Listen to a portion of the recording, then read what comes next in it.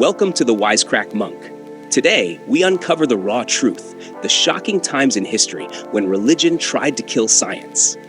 Number 1. Hypatia of Alexandria, 415 CE Egypt. Imagine a city of wisdom, towering libraries, scholars mapping the stars. Now, imagine one of its brightest minds murdered, not for a crime, but for her knowledge. This is the story of Hypatia of Alexandria. More than 1,600 years ago, in the great city of Alexandria, there lived a remarkable woman named Hypatia. She wasn't just any teacher. Hypatia was a brilliant mathematician, an astronomer who studied the stars, and a philosopher who loved asking big questions about life and the universe. In those days, Alexandria was one of the brightest centers of learning in the world. Hypatia ran her own school where she taught math, astronomy, and philosophy.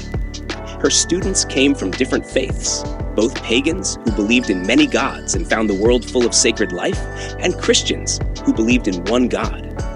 Hypatia's ideas were admired by many. She often used a special tool called an astrolabe, a clever ancient instrument that helped people track the stars, tell time, and even guide ships.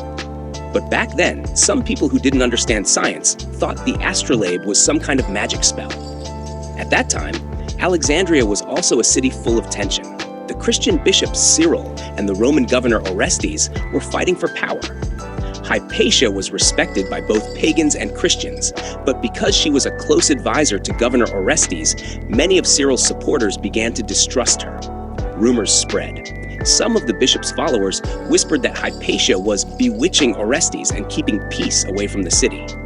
They claimed that her instruments and studies were sorcery instead of science. In the year 415 CE, tragedy struck. A violent group of religious extremists, called the Parabolani, attacked Hypatia as she was traveling through the streets.